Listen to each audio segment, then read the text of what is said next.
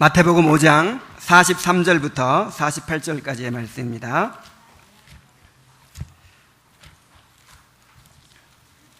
자, 찾으셨으면 우리 한 목소리로 43절부터 읽겠습니다. 시작.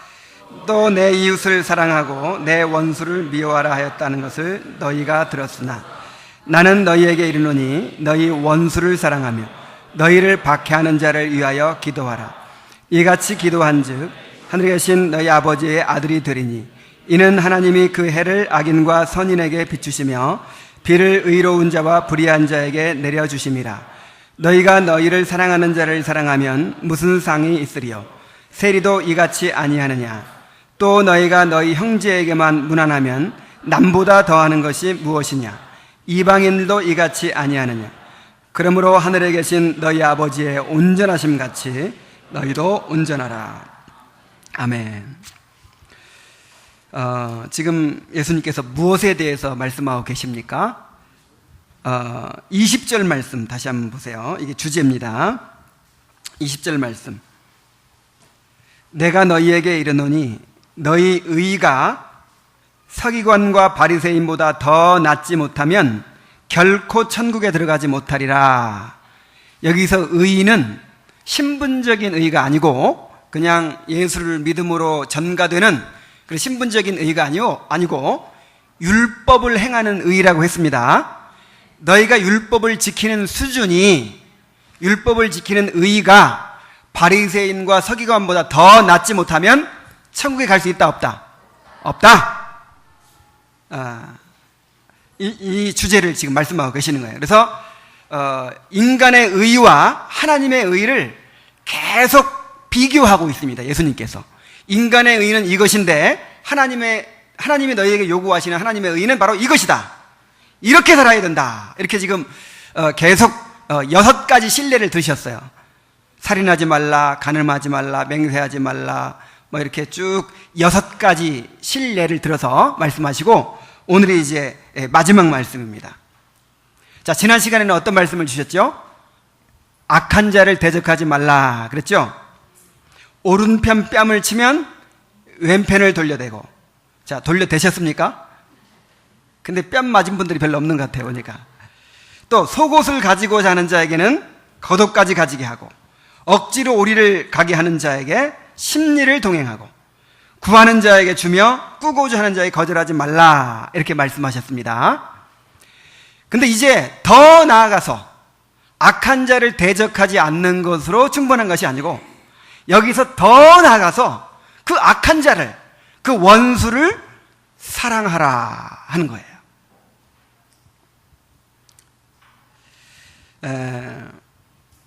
이 말씀이 인간으로서는 도저히 순종할 수 없는 그런 어려운 말씀인 것처럼 느껴지기도 합니다. 그러나 이 말씀은 우리를 절망케 할 뿐만 아니라 우리에게 소망을 주는 말씀이에요. 지금 예수님께서 우리를 기죽이려고 그렇게 말씀하시겠습니까? 우리를 힘들게 하려고 말씀하시겠습니까? 우리를 이 하나님의 의라고 하는 이 선물을 주시기 위해서, 우리를 복되게 하시기 위해서, 우리를 그렇게 만들어 주시기 위해서 주시는 소망의 말씀인 줄로 믿습니다.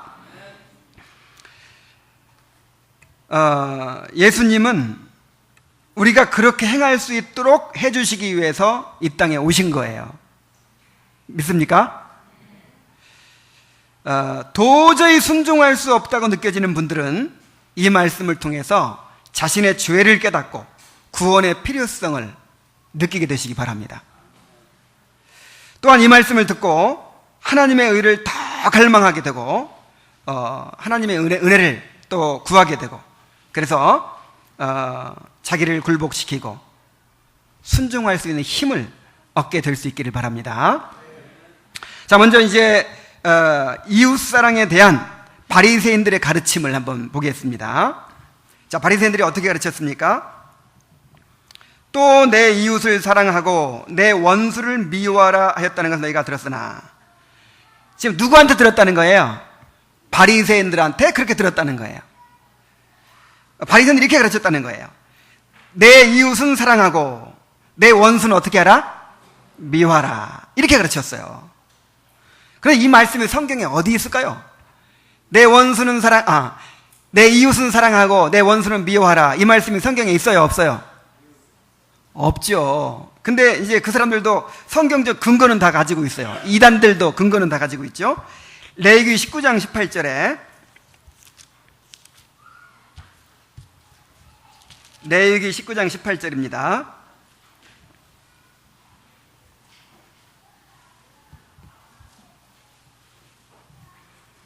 원수를 갚지 말며 동포를 원망하지 말며 내 이웃 사랑하기를 내 자신과 같이 하라. 나는 여호와니라. 이 말씀이에요.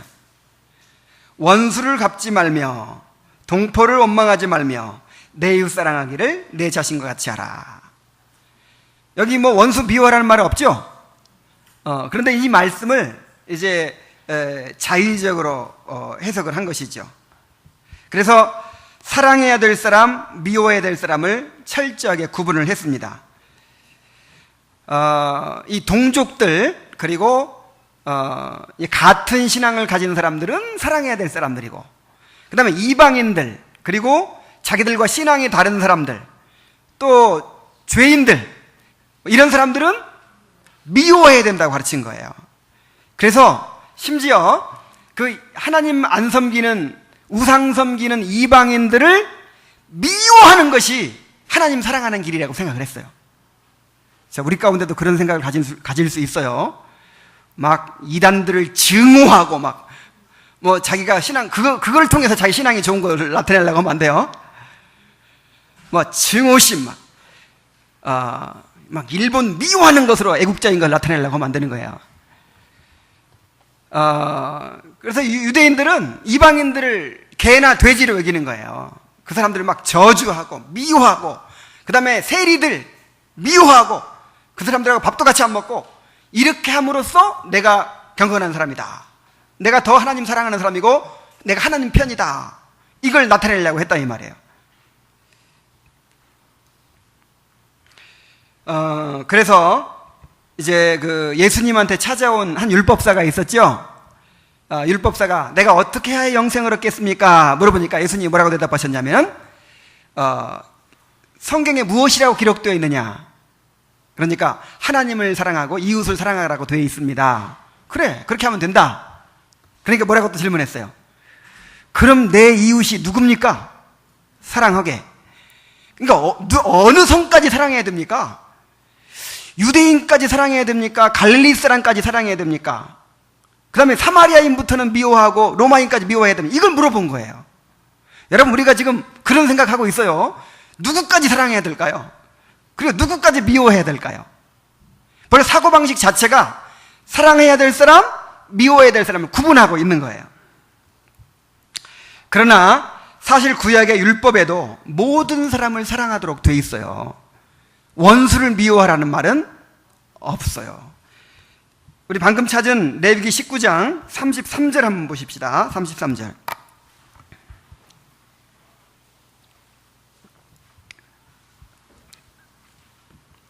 거류민이 너희의 땅에 거류하여 함께 있거든 너희는 그를 학대하지 말고 너희와 함께 있는 거류민을 너희 중에서 나은 자같이 여기며 자기같이 사랑하라.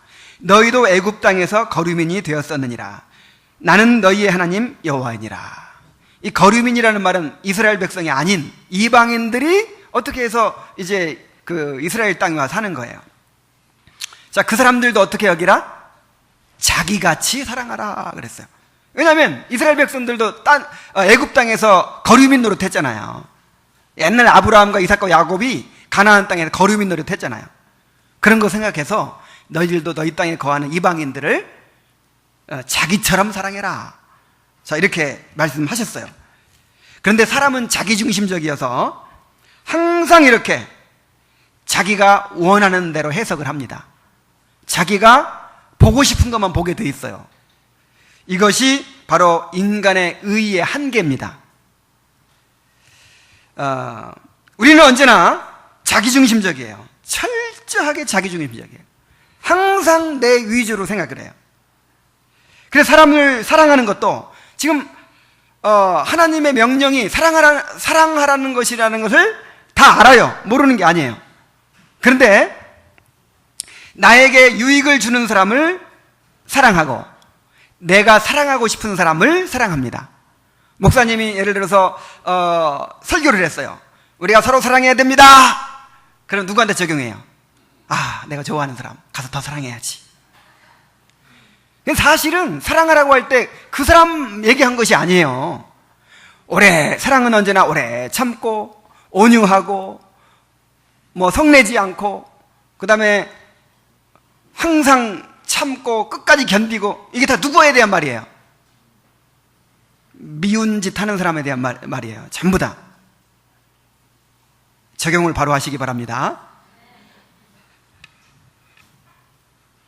나를 미워한다든지 조금이라도 해를 끼치는 사람이 있으면 나도 같이 미워하고 대적하는 거예요. 그리고 결코 이 선을 넘지 못해요. 심지어 함께 사는 부부간에도 그 선을 넘지 못해. 네가 이렇게 나온다면 나도 어쩔 수 없다. 똑같이 대하니까 이 해결이 안 나는 거예요. 그 해결이 지금 20년째 안 나고 있어요. 결혼한 지 30년이 됐는데 여태까지 지금 이렇게 실갱이를 하고 있어요.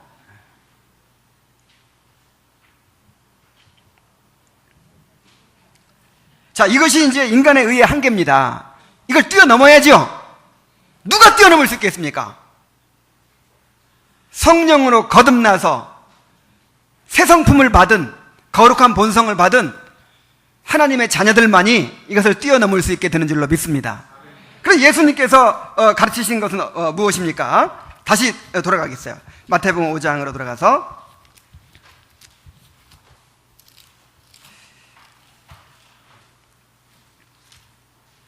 44절.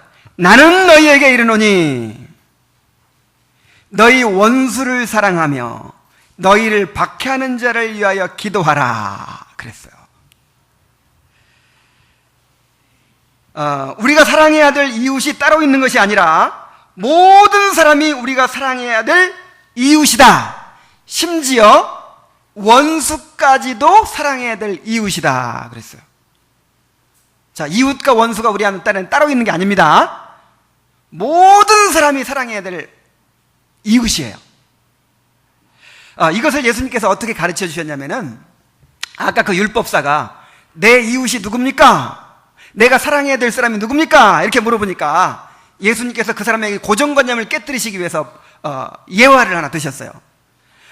어떤 유대인이 예루살렘에서 여리고로 내려가다가 강도를 만났어요. 근데 그 유대인의 가장 가까운 이웃이 누구겠습니까?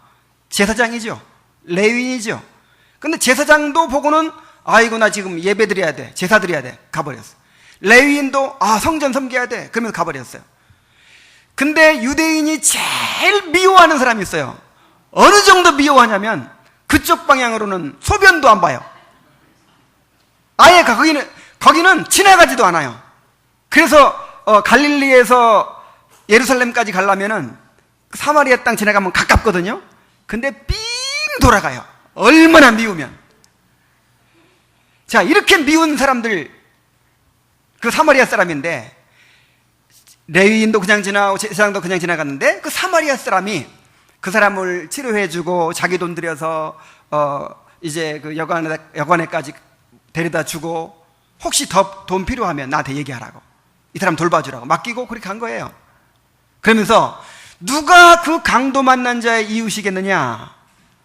그러니까 율법사가 뭐라고 합니까? 그야 사마리아 사람이지요. 말하면서도 굉장히 참 기분 나빴을 거예요. 너도 이렇게 해주어라. 이게 무슨 말입니까? 너의 사랑이 필요한 모든 사람에게 이웃이 되어 주어라, 그 말이에요. 내 이웃이 따로 있는 거 아닙니다. 하나님의 사랑이 필요한 모든 사람들이 내가 사랑해야 될 이웃입니다.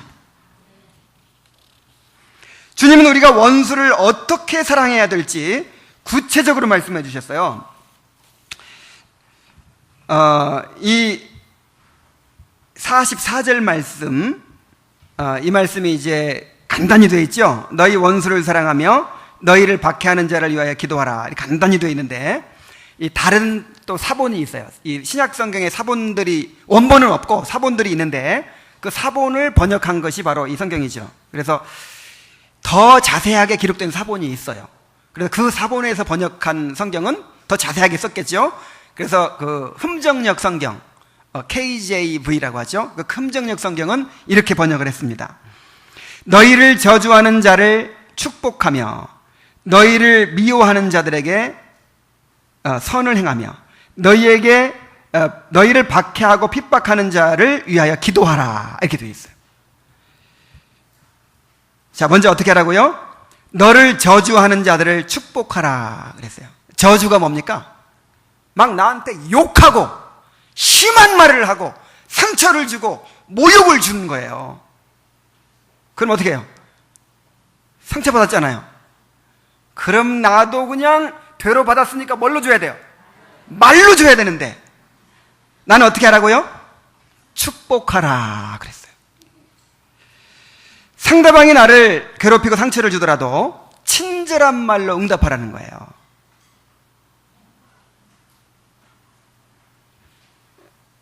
아주 그 사람을 위로하고 격려하라는 거예요. 자, 두 번째로 너를 미워하는 자에게 선행을 베풀라 그랬어요. 그러니까 그 사람은 나를 해치고 나를 해롭게 했거든요. 근데 나는 어떻게 하라고요? 오히려 그 사람에게 선을 행해야 된다고요. 자, 구체적으로 말씀하셨어요. 출애굽 23장 5절에 보면 어떻게 말씀하셨냐면은 내가 만일 너를 미워하는 자의 나귀가 짐을 싣고 엎드러짐을 보거든 그것을 버려두지 말고 그것을 도와 그 짐을 부릴지니라. 그 다음에 로마서 12장 20절에 보면은 내 원수가 줄이거든 먹이고 목마르거든 마시게 하라 그랬어요. 상대방이 악한 행동을 하더라도 나는 그에게 어떻게 갚으라고요? 선한 행동으로 갚으라고요. 자, 또 세 번째로 너희를 박해하는 자를 위하여 기도하라 그랬어요. 그러니까 누가 나를 괴롭히고 상처를 줘요. 막 엄한 말을 하고 억울하게 만들었어요. 그러면 그 사람을 위해서 중보기도하라 하는 뜻으로 알면 됩니다. 나를 박해하는 자를 위하여 뭐 하라? 기도하라. 그 사람이 왜 그렇게 나쁜 짓을 할까요, 지금? 그 사람이 지금 마귀에게 사로잡혀 있어요. 또 마귀다 그러지 마시고. 그 사람 배후에 마귀가 이렇게 영향력을 행사하고 있고 죄에 사로잡혀 있다 이 말이에요. 그래서 그 사람이 그 죄는 밉지만 그 사람은 미워하면 돼요, 안 돼요? 안 돼요. 하나님, 저 사람이 지금 저렇게 이상한 말을 하고 나를 상처 주고 이렇게 못된 짓을 하는 것은 지금 저 사람이 죄에 사로잡혔기 때문입니다. 은혜를 주시옵소서. 그 사람이 죄에서 노연하게 해주시고 마음의 평안을 얻게 해주시고 하나님의 은혜를 받게 해주셔서 이런 일을 하지 않게 해주시옵소서. 그리고 또 뭐라고 기도해야 돼요? 자꾸만 내가 그 사람 미운 생각이 들고 나도 그냥 원수 갚고 싶은 생각이 듭니다. 이 죄를 용서해 주시고 내가 그 사람을 사랑할 수 있도록 용서할 수 있도록 도와주시옵소서. 이렇게 기도해야 될 줄로 믿습니다. 그래서 누가 나를 미워하고 박해하고 못살게 굴거든 그 사람을 위해 기도하라는 것이구나, 그렇게 하시면 돼요.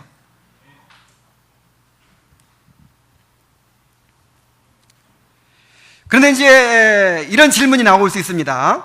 그렇다면 성경의 이방인들이나 죄인들에 대해서 가혹하게 말하고 있는 구절은 어떻게 된 것입니까? 예를 들어서 이스라엘 백성이 가나안 땅에 들어갔을 때 그들을 긍휼히 보지 말고 다 진멸하라 그랬죠. 그래서 진멸 안 하고 살려두면 어떻게 돼요? 이건 또 살려줬다고 그냥 징계받아요. 자, 그 다음에 시편에 보면 저주시라는 게 있어요. 무슨 시? 뭐 축복하기는커녕 어떻게 저주했냐면은 예를 들어서 그들의 밥상이 올무가 되게 하시고 그들의 평안이 덫이 되게 하소서. 그들의 눈이 어두워 보지 못하게 하시며 그들의 허리가 항상 떨리게 하소서. 주의 분노를 그들을 위해 부으시며 주의 맹렬하신 노가 그들에게 미치게 하소서. 그들의 거처가 황폐하게 하시며 그들의 장막에 사는 자가 없게 하소서. 아이고, 자, 막 이렇게 이 저주 시편들이 있어요. 그러면 예수님도 저주하셨어요. 예수님도 화있을진저 서기관과 바리새인들이여, 독사의 자식들아, 뱀들아, 독사의 새끼들아, 너희가 어떻게 지옥의 판결을 피하겠느냐? 아마 우리나라에 사셨으면 이 개 뭐라고 하셨을지도 몰라요. 그 유대인들은 이제 이 독사의 새끼들아 그랬지만 우리나라식으로 하면 그러셨을지도 몰라요. 자, 그럼 이건 어떻게 된 겁니까? 이것은 개인적인 오난이 아니에요. 개인적인 오난이 아니고 하나님의 입장에서 심판을 나타낸 거예요. 공의로운 심판을. 그래서 그 가나안 땅 사람들 다 진멸하라고 한 것은 하나님께서 몇백 년간 참고 참아온 그 죄를 심판하시는데 누구를 통해 심판하십니까? 여호수아와 이스라엘 사람들을 통해서 심판하시는 거예요. 근데 나중에 보면은 그 사울이 기브온 사람들을 억울하게 죽였죠. 그것 때문에 하나님이 진노하셔가지고 3년간이나 기근이 들게 하시잖아요. 그 하나님이 한 개인을 미워하시는 것이 아니고 민족적으로 하나님의 공의로운 심판을 내리신 거죠. 그리고 이 저주 시편도 하나님의 입장에서 이제 하나님의 공의로운 심판을 선언한 거예요. 성령의 감동을 받아서. 그러니까 우리는 성령의 감동 계시 안 받았으니까 이렇게 하면 안 됩니다. 하나님, 내가 그 사람 미워 죽겠습니다. 이건 가능해요. 이거는 내 감정을 고백하는 거니까. 근데 막 저주를 막 하면 안 돼요.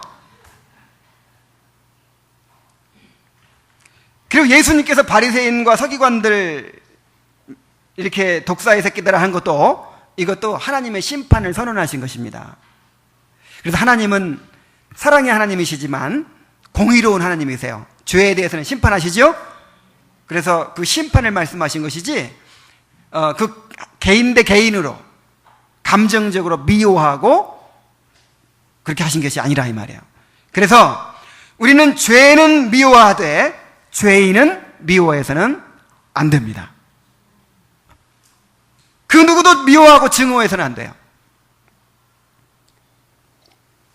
이렇게만 말하면 또 피상적으로 알아들을 것 같아서 예를 들을게요. 실감나는 예를.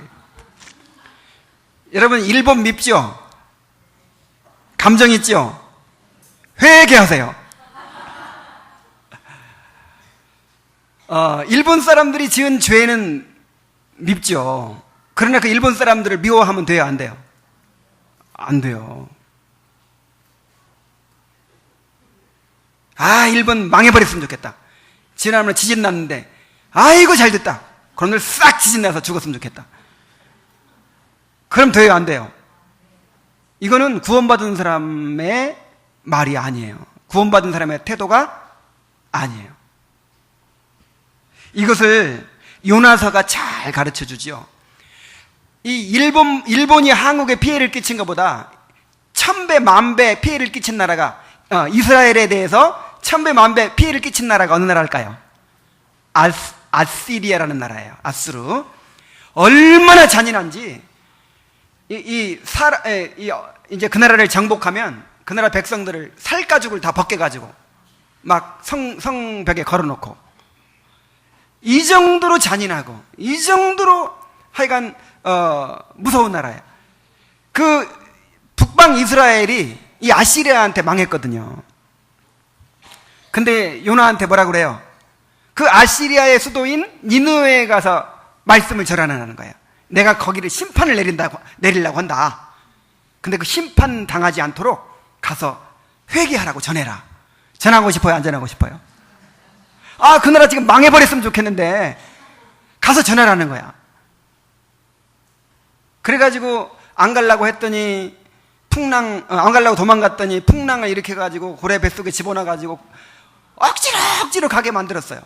그래 가서 그냥 대충 시원찮게 전했는데 아이고 또 하나님 사용하셔가지고 왕부터 모든 백성들 심지어 짐승들까지 다 금식하고 회개를 하네. 그래서 하나님이 심판을 내리기로 한 것을 안 내려버리네. 그러니까 막 더 성질나 죽겠어요. 요나야, 네가 성냄이 왜 성을 내느냐? 내 성질 안 나게 생겼습니까 지금? 그러니까 하나님께서 뭐라 그러셨어요? 박넝쿨을 하나 딱 준비해서 이렇게 그늘을 만들어 주고는 그냥 벌레를 보내서 싹 갉아먹게 만드는 거예요. 그러니까 신경질 나. 그렇지도 화가 나 죽겠는데 막 짜증내고 화를 내니까 너 생각 좀 해봐라. 금방 났다가 시들어지는 박넝쿨도 네가 이렇게 아끼지 않느냐. 그런데 니느웨 성에는 좌우를 분변치 못하는 사람들이 12만 명이나 있고 육축도 많이 있는데 내가 아끼는 것이 어찌 마땅하지 아니하냐. 그러니까 신약시대든 구약시대든 하나님이 이방인들, 이교도들, 이방신 섬기는 사람들까지 사랑해요 안 사랑해요? 사랑하시는 거예요. 불쌍히 여기시는 거예요. 그래서 우리 그렇게 또 일본 계속 미워하면 안 바꾸면 요나처럼 훈련받을지 몰라요. 빨리 바꾸세요. 빨리. 하나님 그동안 내가 일본을 미워했던 거 용서해 주시고 이제 그 일본 사람들을 사랑하고 그 사람들 구원받기를 기도하고 은혜 받기를 기도하는 사람 되게 해주옵소서. 이렇게 하시기 바랍니다. 자, 이해가 됩니까? 자, 여러분 우리나라는 지금 좌우가 막 나눠져 가지고는 상대방을 이 흑백 논리로 하여간 무조건 나쁘게 보는 거예요. 박근혜 대통령 싫어하는 사람들 많죠? 박근혜 대통령, 새누리당 이 사람들 하면 돼요 안 돼요? 안 돼요. 그 다음에 무슨 종북 좌파 막 그래가지고 미워하면 돼요 안 돼요? 확신이 없으신 모양이네. 자, 미워하면 돼요 안 돼요? 절대 안 됩니다. 이게 세상의 인간의 의의라니까요. 우리 편 같은 진보 성향의 정치의식을 가진 사람들 그럼 우리 편이라 이거야. 그냥 무조건 좋게 보는 거야. 무조건. 그 다음에 상대편 이 수구 꼴통 우익 그러면 그냥 무조건 다 기득권이라고 막 매도하고 무조건 미워하는 거야. 이것이 인간의 의의고 이 세상의 방식이라면 우리는 이념을 떠나서 내가 진보적인 정치의식을 갖고 있지만 상대방을 인정하고 사랑할 수 있어야 돼요.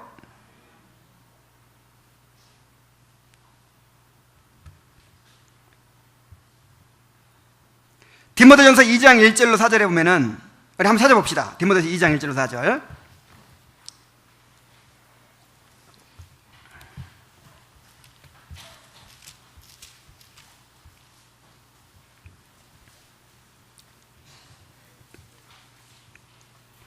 그러므로 내가 첫째로 권하노니 모든 사람을 위하여 간구와 기도와 도고와 감사를 하되 임금들과 높은 지위에 있는 모든 사람들을 위하여 하라.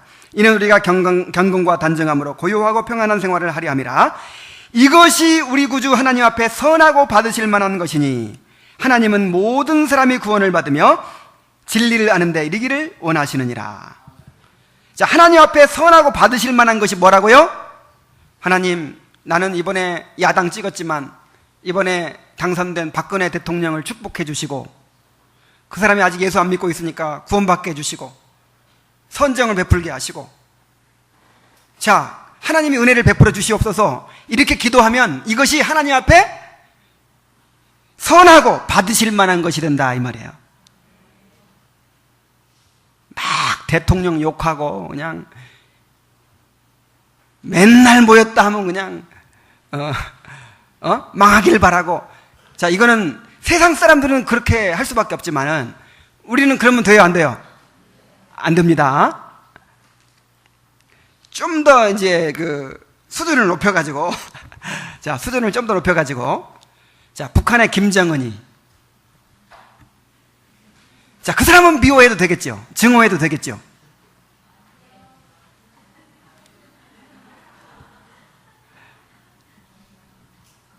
자, 좀 더 단수를 높여가지고 이당 교주 이만희, 자, 이 사람은 증오해도 괜찮겠죠?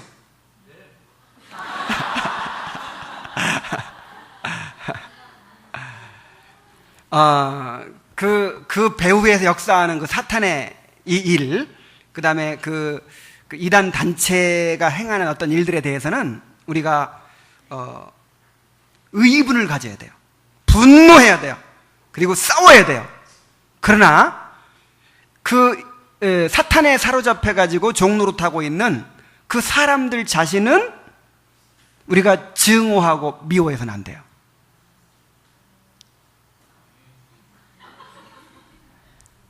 아멘입니까? 노멘입니까?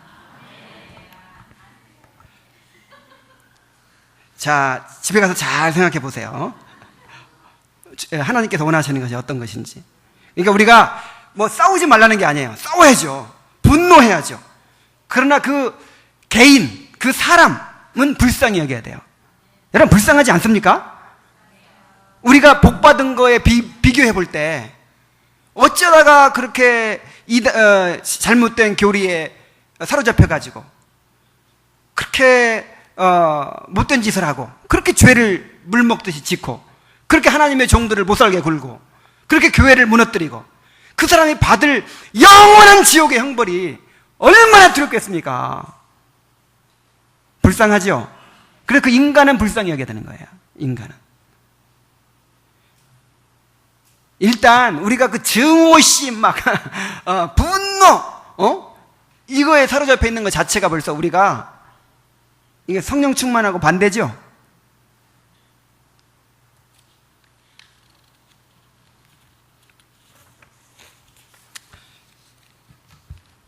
자, 그게 너무 어려우면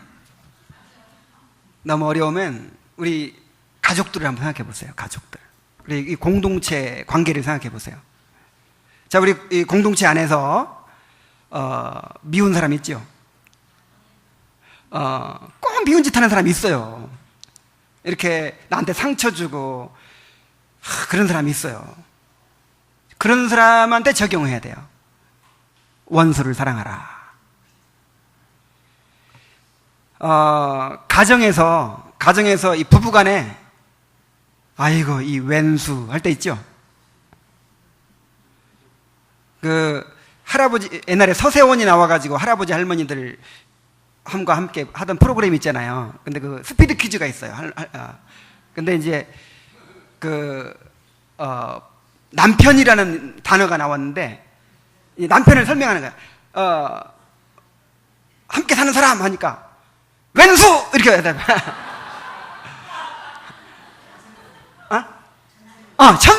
천생연분이라는 말이 나왔는데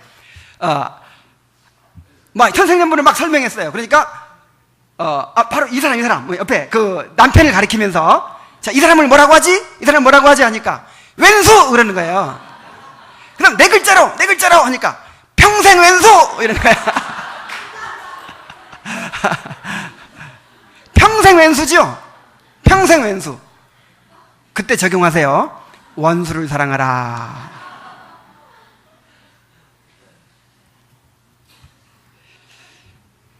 나에게 상처를 주고 힘들게 하더라도 같이 미워하고 같이 대적하고 그러면 돼요? 안 돼요? 그러면 안 된다니까. 그러면 인간의 의의를 벗어날 수가 없는 거죠. 인간의 의에 벗어난 것이 아니죠.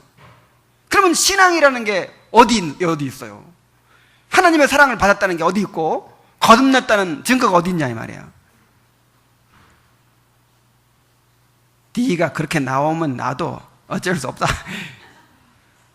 그렇게 하지 마시기 바랍니다. 그렇게 나온다 이거지. 좋다. 나는 축복한다. 선으로 악을 이겨야 돼요. 선으로 악을. 그러면 더 이용당하기만 하는데 이용당하세요. 이용당하는 것이 하나님의 뜻입니다. 이용당해줘요. 세상에 나가서도 그냥 사기당하고 이용당하고 그러는데 이용당해도 괜찮을 사람이 누구예요? 내 가족이에요. 좀 져줘. 그래서 제가 늘 하는 말이지만은 세상에서 제일 미련한 사람이 그리고 못난 사람이 집에 와서 자기 부인 이겨먹는 사람이라니까요. 어디 이길 사람이 없어서. 그리고 그보다 더 미련한 사람이 있어. 그보다 더 미련한 사람이 자기 남편 이겨먹는 아내예요.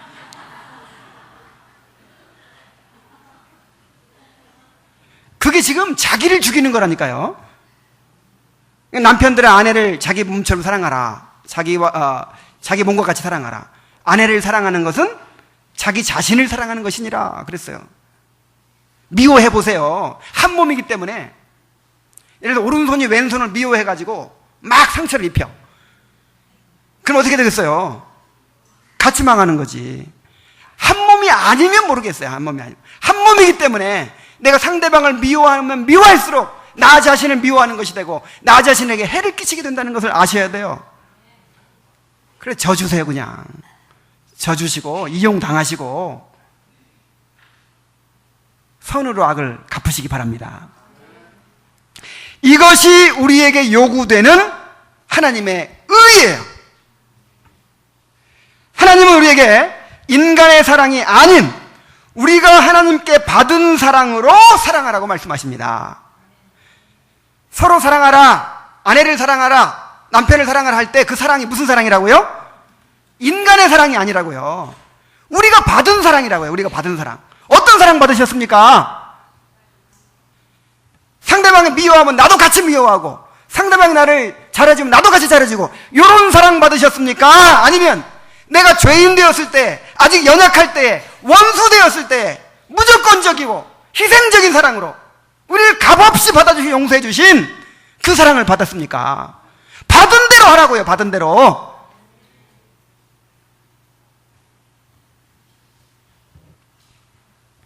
하나님은 결코 그 기준을 폐하거나 낮추실 수 없어요. 인간이 타락하기 전에도 하나님의 기준은 이것이었고, 인간이 타락한 이후에도 하나님의 기준은 영원토록 변할 수가 없습니다. 인간이 너무 타락하니까 율법의 수준을 좀 낮추자 그냥. 그러면 예수님 오실 필요 없어요. 예수님 십자가에 죽으실 필요가 없어요. 율법을 굳게 세우기 위해서 예수님이 자기 목숨을 내어주셨어요. 그래서 하나님은 우리의 의가 서기관과 바리새인보다 더 낫지 못하면 하나님 나라에 들어갈 수가 없다 그러셨어요. 왜요? 그게 구원의 조건이 되기 때문이 아니고, 가만히 보니까 이 결혼 생활 하는 거 보니까 믿는 사람으로서의 그 능력이 안 나타나요. 하나님의 의의가 안 나타나. 그러면 구원 받은 거예요? 안 받은 거예요? 안 받은 거죠. 그러니까 천국에 들어갈 수 있다 없다? 없다. 교회 안에서 세상 사람과 똑같은 거예요. 요만큼도 안 지르려고 그러고 요만큼도 넘어가지 못하고 기아이 받은 대로 되갚고 그 이상 나오는 게 없어. 그러면 구원 받은 거예요? 안 받은 거예요? 그러니까 천국에 들어갈 수 없다는 거죠.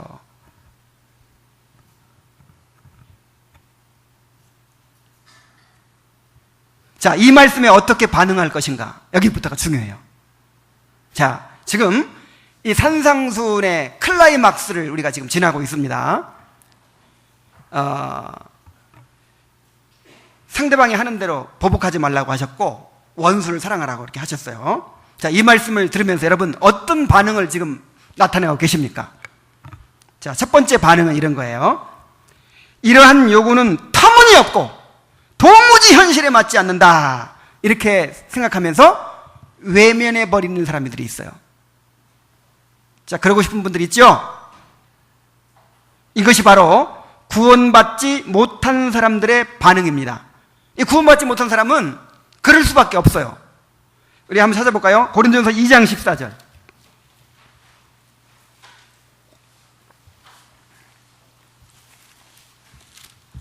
고린도전서 2장 14절.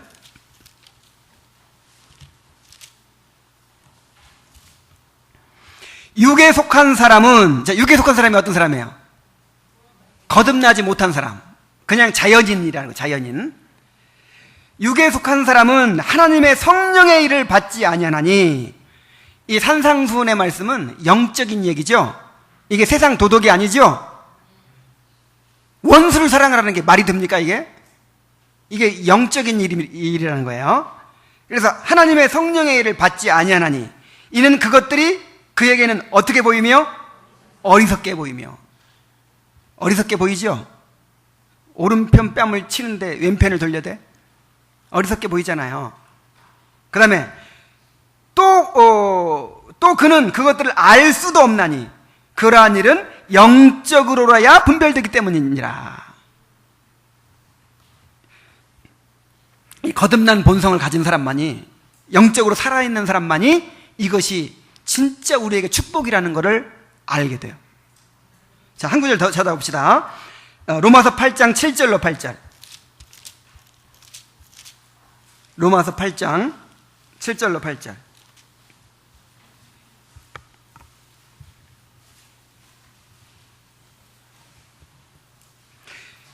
육신의 생각은 하나님과 원수가 되나니. 자, 육신의 생각이 뭐예요? 야, 이거는 도저히 이건 할 수 없어. 이건 현실에 맞지 않아. 그냥 이렇게 외면해버리는 게 육신의 생각이죠. 육신의 생각은 하나님과 원수가 되나니 이는 하나님의 법에 굴복지 아니할 뿐 아니라, 굴복하지 않아. 이 사람들은 할 수도 없습니다. 육신에 있는 자들은 하나님을 기쁘시게 할 수 없느니라. 육신에 있는 자라는 말은 이 거듭난 본성이 없이, 성령이 없이 죄성의 지배를 받는 사람이라 그거예요. 인간 본성의 지배를 받는 사람, 자연인들을 말하는 거예요. 그래서 구원받지 않으면, 거듭나지 않으면 그렇게 반응할 수밖에 없습니다. 여러분 잘 들으세요. 자, 이런 분들은 왜 하나님이 이렇게 내가 할 수도 없는 일들을 요구하시는지를 깨달아야 돼요. 왜 이렇게 어려운 명령을 나에게 주시는가, 이거를, 그 의도를 알아야 돼요. 첫째로 자기 의의를 깨뜨리시는 것입니다. 그냥 보통 인간의 도덕을 얘기하면 내가 죄인인 거 드러나지 않죠? 그러나 이 하나님의 의의를 우리가 받아들이게 될 때, 하나님의 수준을 우리가 대하게 될 때 내 의의가 깨지는 거예요. 아, 나는 그래도 세상에서 그래도 괜찮은 사람인 줄 알았는데, 나는 교회 다니면서 성실하게 사는 줄 알았는데, 괜찮은 크리스찬인 줄 알았는데, 아, 내가 죄인이구나.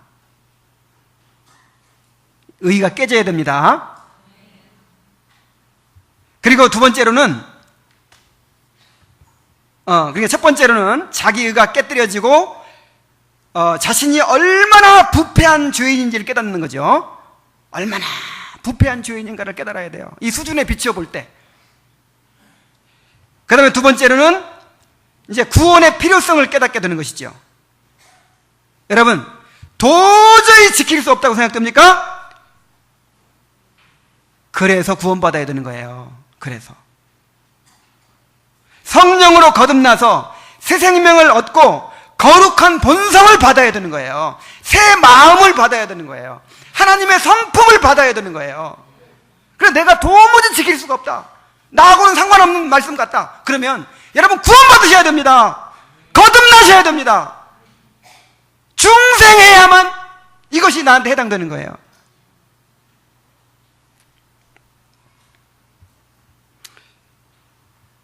구원이라고 하는 것은 우리를 거룩한 본성으로 거듭나게 하시고 성령의 인도를 받는 사람이 되게 하셔서 하나님의 거룩한 법을 지킬 수 있도록 만들어주는 것이 구원이에요.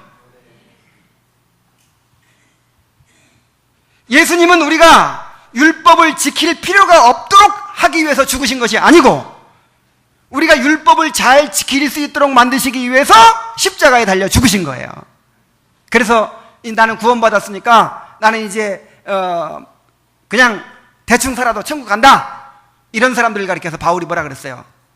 아직도 많은 사람들이 십자가의 원수로 행하느니라 그랬어요. 십자가의 목적은 뭔데? 하나님의 이 의의를 이루는 건데, 율법을 지키는 것인데, 십자가 핑계대고, 아, 예수님 십자가 달려 죽으시고 죄 용서해 주셨으니까, 그러면서 하나님의 거룩한 법을 외면한다 이 말이에요. 이게 십자가의 원수입니다. 원수로 행하는 것입니다. 제가 산상수훈 시리즈를 시작하면서 이 시리즈를 설교하는 이유를 말씀드린 적이 있어요. 두 가지를 말씀드렸었어요. 첫째는 아직 회심하지 않은 사람들이 이 말씀을 들으면서, 아, 내가 하나님의 기준에 비추어 볼 때 내가 구원받지 않은 것 같다. 자신의 영적 상태를 깨닫고 구원을 갈망하도록 하기 위해서였어요. 그래서 제가 지금 기대하기는 이 말씀 들으면서 아직 회심하지 않은 분들이 구원에 대해서 고민하고 갈망하고 그렇게 될 수 있기를 바라요. 그런 사람들이 많이 나오기를 바라요. 그리고 이미 회심한 분들은 하나님의 의를 더욱 갈망하고 하나님의 통치에 굴복하도록 하기 위해서였다. 이렇게 말씀드린 적이 있어요. 자, 제가 목회자로서 정말 위대한 스승으로 여기는 이 아더 핑크라는 분이 계시거든요. 자, 이분의 글을 한번 제가 읽어드릴게요. 오늘날 산상설교의 말씀을 따르는 것보다 더 절박하게 필요한 것은 없다. 그의 청중에게 하나님의 권위와 도덕법의 고귀한 정신과 엄격한 요구를 강조하는 것이 하나님의 종들의 본분이다. 현대 신앙인들의 공허한 신앙 고백에, 이 공허한 신앙 고백이 뭐냐면 구원 받았다고 하는데 열매가 없는 사람들 말하는 거야. 공허한 신앙 고백에 무가치함을 폭로하는 일이야말로 가장 중요하다. 온 마음과 힘을 다하여 하나님을 사랑하고 제 몸처럼 이웃을 사랑하는 것이 요구되고 있음을 그들에게 가르치고 그 일을 행하는데 조금이라도 실패한다면 그것이 죄가 되며 영원한 비애를 느끼게 된다는 것을 가르쳐야 한다. 그리고 하나님의 선고 앞에서 죄를 인정하고 굴복하든지 본성을 드러내어 하나님의 선고를 조롱하든지 둘 중 하나를 선택하라고 일러주라 그랬어요. 여러분, 둘 중 하나 하십시오. 하나는 하나님의 이 엄위한, 이 거룩한 이 기준 앞에서 죄를 인정하고 굴복하든지, 하나님, 나는 죄인입니다. 나는 하나님의 은혜가 아니면 나는 도저히 하나님의 수준에 맞출 수 없는 죄인입니다. 나를 도와주시옵소서. 내가 나를 포기하고 굴복하게 싸우니 나를 통치해 주시고 내 삶에 하나님의 의를 이루어 주시옵소서. 이렇게 굴복하든지, 아니면 본성을 드러내서 하나님의 선고를 조롱하든지, 에이, 이거 누가 이렇게 살아? 이거 현실적으로 맞지 않아. 그냥 말씀이니까 그렇지. 그렇게 해버리든지, 둘 중 하나를 택하도록 알려줘야 된다는 거예요. 그래서 제가 여러분들에게 지금 이렇게 알려드리고 있습니다. 자, 한 문장을 더 읽어드릴게요. 설교자들이여, 매우 신성한 하나님의 불변한 요구를 그대들이 충실하게 설명하도록 하라. 온 마음을 다하여 하나님을 사랑한다는 것이 무엇을 의미하는지, 이웃 사랑하기를 내 몸과 같이 한다는 말이 무엇이 포함되어 있는지를 회중에게 이해시키는데 아낌없이 온 노력을 다하라. 그렇게 하지 않으면 그들은 그들의 죄를 알지 못할 것이다. 그들의 타락한 본성이 하나님의 요구와 완전히 반대됨을 그들에게 느끼게 하지 못한다면 다시 태어나야 한다는 절박한 필요성 또한 그들 스스로 어찌 알겠는가? 실로 그러한 가르침은 인기가 없을 것이며 오히려 반대만 유발할 것이다. 그러나 당신은 박해를 당한다 할지라도 당신의 청중들의 피해 책임이 없다는 사실에 당신의 영혼은 만족하게 될 것이다. 그러니까 만약에 그냥 대충 그냥 나는 구원받았겠거니 하고 구원의 증거가 없는데도 그냥 나는 대충 구원받았겠거니 하고 그렇게 살아가고 내버려 두면 나중에 그 피를 그 종들에게서 찾는다 이 말이에요. 하나님이.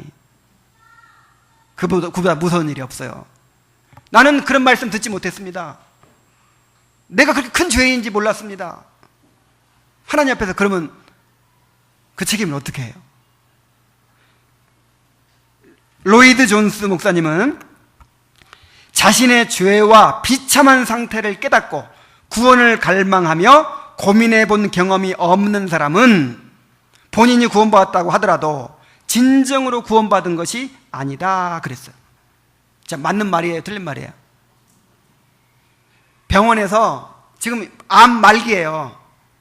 근데 감기입니다. 괜찮아, 염려하실 거 없습니다. 자, 이렇게 하면 그 병은 큰 책임입니다.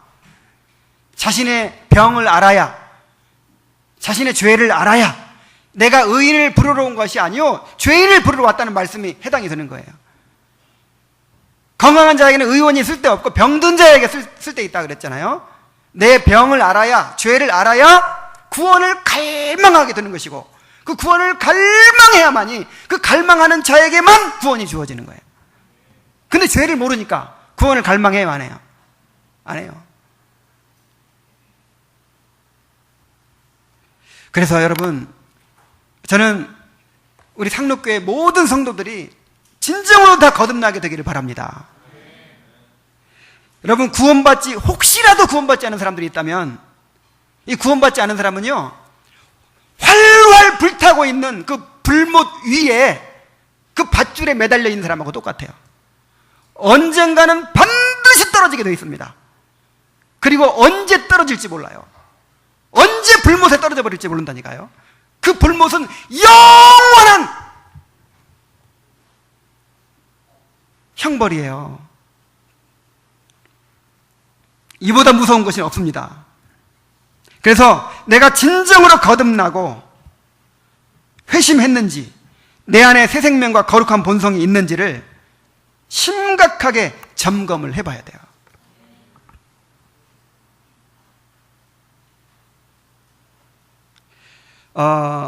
다음 주에 말씀드릴 텐데,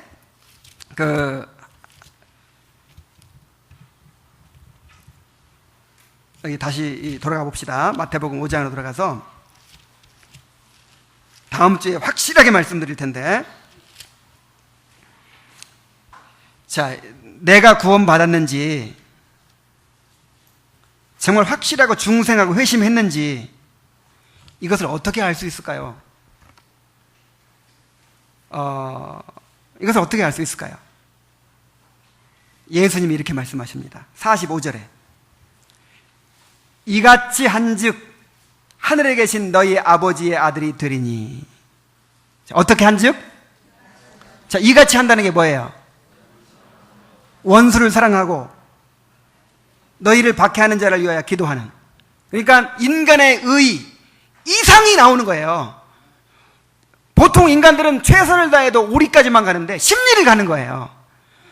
보통 훌륭한 사람들은 그냥 속옷 주고 마는데 거두까지 줘버리는 거예요. 오리를 가는 거 충분한데 심리까지 가주는 거예요. 왼뺨을 치면 오른편까지 치면 왼편까지 돌려대는 거예요. 뭔가 이런 원수를 사랑하는 거예요. 그러니까 인간의 의 이상에 뭔가 성령이 하시는 일이 내 삶에 나타나야만 이 사람이 거듭난 사람이다, 구원받은 사람이다, 이렇게 증거가 된다 이 말이죠.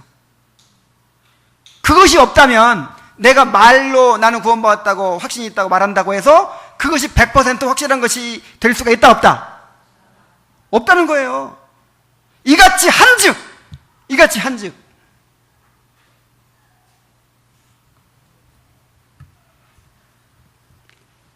그래서 여러분, 내가 진정으로 거듭나고 회심했는지, 내 안에 거룩한 본성이 심겨져 있는 사람인지 정말 심각하게 자신을 살피고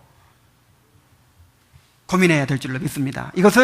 여러분, 이것은 신앙 연주하고 상관없고요, 직분하고도 상관없어요, 지식과도 상관없어요. 정말 내가 내 죄와 비참함을 깨닫고 구원을 위해서 고민해 본 경험이 있는가? 내 안에 이렇게 거룩한 본성이 드러나는가? 이것이 중요한 것입니다. 정말 구원받은 사람이라면 이 말씀을 들으면서 더욱 하나님의 의의를 갈망하게 될 거예요. 정말 구원받은 사람이라면 이 말씀을 들으면서 나도 그렇게 살고 싶다. 하나님, 내가 그렇게 되기를 원합니다. 나를 도와주시옵소서. 정말 성령을 통해서 나를 감화해 주셔서 내가 그렇게 주님의 말씀에 따라 살 수 있게 도와주시옵소서. 이런 갈망이 다 솟아오르게 될 줄로 믿습니다. 여러분, 그렇게 되고 있습니까 지금? 거듭나서 거룩한 본성을 받은 사람들은 의에 줄이고 목마른 사람이 된다 그랬어요. 왜냐하면 거듭난 본성이 있기 때문에, 하나님의 성품이 심겨졌기 때문에 의에 줄이고 목마르게 돼요. 여러분들이 이렇게 의에 줄이고 목마른 사람이라면 주님의 명령에 힘써 순종하시기 바랍니다. 내가 할 수 없다고 저절로 그런 마음이 생길 때까지 기다려서는 안 돼요. 억지로라도 순종해야 돼요. 어떻게 하든 순종하려고 노력을 해야 돼요. 그러면 하나님이 은혜를 주실 줄로 믿습니다. 아니, 사랑하는 마음이 없는데 어떻게 사랑해? 지금 막 우라통이 터지고 미워 죽겠는데 어떻게 사랑해요? 어떻게 원수를 사랑해요? 우리 한 가지 기억할 것은, 이 사랑은 감정 이상의 의지와 행동의 문제라는 거예요. 사랑이 뭐라고요? 의지와 행동. 그래서 C.S. 루이스라는 사람은 이렇게 얘기를 했어요.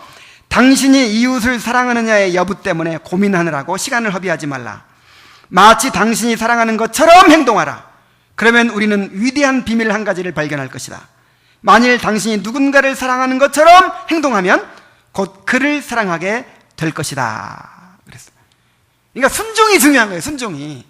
예를 들어서 형제간에 막 싸웠어요. 싸워가지고 막 씩씩거리고 있어요. 근데 무서운 아버지가 빨리 사과해. 동생한테 사과해. 그럼 어떻게 해요? 내 감정은 사과하고 싶어요? 안 하고 싶어요? 안 하고 싶죠. 근데 아버지가 하라고 하니까 어때요? 미안해. 손 내미는 거예요. 그러면 또 동생도 어떻게 해요? 나도 미안해. 그래서 손잡고 이렇게 하라고 시키는 대로 하다 보니까 어떻게 됐어요? 씩 웃고 해결이 되는 거예요. 그래서 우리가 하나님을 두려워해야 됩니다. 정말 하나님을 알아가는 사람은 하나님을 두려워하고 하나님께 굴복을 하게 돼요. 하나님 지금, 여러분 지금 싸우고 있죠? 지금 부부간에 싸우고 있고 원수하고 지금 미워하는 사람 있죠? 너 사과해. 빨리 손 내밀고 사과해. 사랑한다고 해. 그러는 거예요. 그러면 내 감정에 상관없이 어떻게 해야 돼요? 순종해야 돼요? 안 해야 돼요? 그래서 그리스도를 경외함으로 피차 복종하라, 그렇게 말씀하신 거예요. 우리 한번 따라합시다. 그리스도를 경외함으로 피차 복종하라. 진짜 하나님을 알아가는 사람들은 하나님을 두려워하기 때문에 내 감정에 상관없이 순종하는 거예요.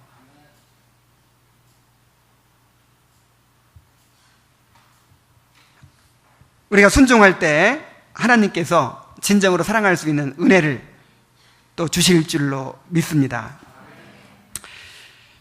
이 말씀은 우리에게 거룩한 율법일 뿐만 아니라 우리에게 소망을 주는 복음이기도 합니다. 주님이 우리에게 이렇게 하라고 하시는 것은 우리를 그렇게 행할 수 있는 사람으로 만들어 주시겠다고 하는 약속이에요. 이 산상수훈이 하나님 나라의 교훈이라고 그랬죠? 하나님의 통치하심이 주제라고 그랬죠? 하나님이 통치해 주시면 이런 삶을 살게 된다, 이거예요. 복음이죠. 여러분들이 그렇게 살게 될 것입니다. 죄를 깨닫고 회개하고 구원의 은혜를 받아들이게 될 때 이 말씀에 순종할 수 있는 사람이 될 것입니다. 그리고 이미 회심한 사람들도 자신의 죄와 무능을 깨닫고 하나님의 은혜를 구할 때 더욱 순종할 힘을 주실 줄로 믿습니다. 순종하는 거예요. 그럴 기분이 들 때까지 기다리는 거는, 이건 진짜 하나님 두려워하는 태도가 아니에요. 하나님 무시하는 태도예요. 내 감정과 내 상태와 관계없이 순종하세요. 순종. 기도하겠습니다. 은혜로우신 아버지 하나님, 우리에게 하나님의 의의 기준을 가르쳐 주셔서 우리의 더러운 옷 같은 누더기 의의를 깨뜨려 주시고 우리의 죄를 깨닫게 하시니 감사드립니다. 아버지 하나님, 우리가 구원받고 거듭나지 않으면 도저히 이 말씀에 순종할 수 없습니다. 또한 하나님의 은혜가 아니면 우리가 이 말씀에 순종할 수 없습니다.